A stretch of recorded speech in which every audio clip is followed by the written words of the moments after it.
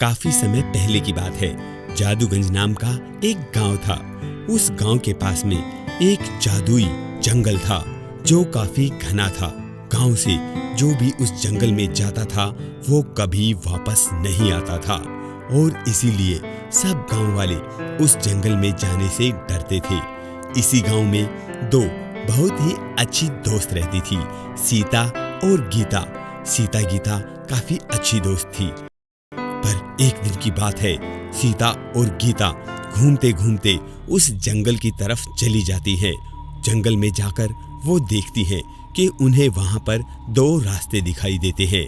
एक रास्ता जहां पर खूब सारी चमक धमक थी, काफी रोशनी आ रही थी, तो दूसरा रास्ता बिल्कुल सुनसान था। वहां पर ना कोई चमक धमक थी, बस पक्षियों की चहचहाहट वहां से आ रही थी। अब सीता और गीता आपस में बातें करने लग जाती है। तो गीता कहती है, अरे सीता सुन ना, देखना इस रास्ते पर कितनी चमक है। देख ये रास्ता कितना अच्छा होगा, यहाँ से जाने में बहुत मजा आएगा। चल ना हम इस रास्ते से चलते हैं। नहीं बहन, हमें ऐसे रास्तों से कभी नहीं जाना चाहिए जहाँ पर ज्यादा चमक धमक हो। हमें एक बार सोच लेना चाहिए। सीता और गीता इस बारे में बातें कर ही रही थी, तभी वहाँ पर एक परी आ जाती है।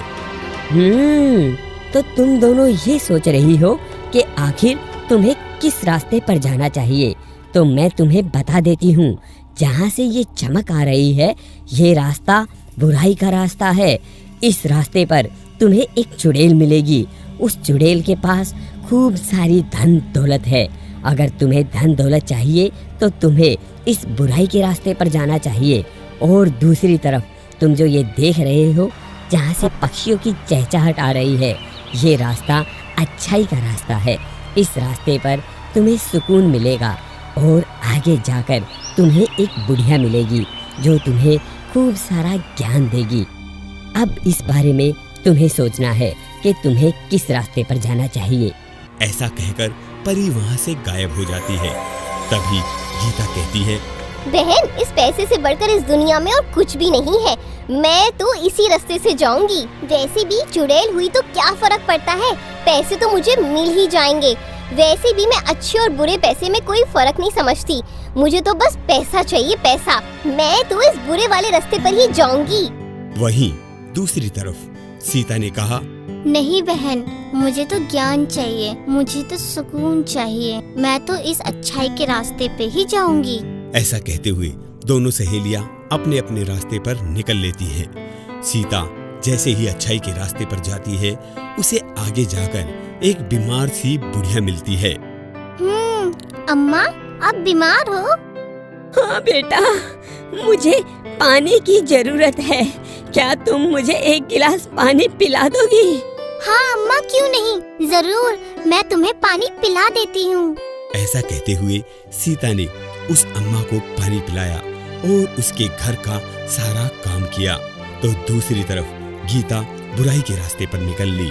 बुराई के रास्ते पर जाकर गीता ने देखा कि सामने एक चुड़ैल खड़ी है। उस चुड़ैल के पास दोनों हाथ नहीं थे। वो दिखने में काफी डरावनी दिखती थी। उसकी आंखें भी बिल्कुल पत्थर जैसी थी। पर गीता ने देखा कि चुड़ैल के पास खूब सारा धन दौलत है। चारों तरफ सोने की चीजें पड़ी हुई है। गीता उन्हें देखकर हैरान रह गई। तुम इस बुराई के रास्ते पर आई हो। ये सारी चीजें तुम्हारी हैं। तुम इन्हें ले सकती हो। पर इन्हें लेने से पहले तुम्हें इस एग्रीमेंट पर साइन करने होंगे। एग्रीमेंट? एग्रीमेंट कैसा? अच्छा ठीक है, ऐसा करो आप मुझसे किसी भी एग्रीमेंट पे साइन करा लो। बस आप मुझे पैसा तो दोगे ना? मुझे तो बस पैसा चाहिए, पैसा। हाँ, तुम जितना भी उठाकर ले जा सकती हो उतना ले जाओ, मुझे कोई दिक्कत नहीं है। बस लो इस एग्रीमेंट पर साइन कर दो। ऐसे कहते हुए चुड़ैल ने गीता को अपने जाल में फंसा लिया। गीता ने कुछ नहीं देखा, बस उस एग्रीमेंट को लिया और वहां पर साइन कर दिए। और उसके बाद में उन पैसों को और हीरे जवाहरात को उठाने लगी। तभी चुड़ैल ने कहा, अब तुमने इतना पैसा और धन दौलत ले ली है तो एग्रीमेंट के अनुसार तुम्हें अपनी शर्त भी पूरी करनी होगी।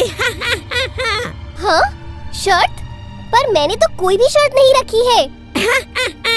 एग्रीमेंट के अनुसार तुम्हें अपने दोनों हाथ मुझे देने होंगे।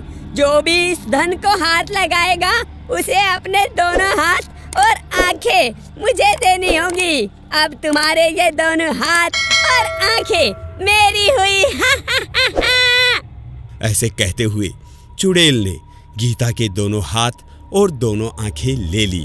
अब गीता के पास ना तो हाथ थे और ना आंखें, और चुड़ैल उसके हाथों को अपने लगा चुकी थी, साथ में उसकी आंखों को भी अपने लगा चुकी थी। अब गीता बुरी तरीके से वहां पर पड़ी पड़ी दर्द से कराह रही थी। अब वो उस धन को भी नहीं ले सकती थी, ना उसे वापस उठा सकती थी। इसलिए अब गीता वापस अपने घर की तरफ आने लगी। इधर सीता उस बुढ़िया की सेवा करते हुए सारा ज्ञान ले चुकी थी। बुढ़िया ने उसे सारा ज्ञान दिया, उसे खूब सारी शिक्षा दी, जिससे सीता अब पहले से भी ज्यादा सुंदर दिखने लगी थी।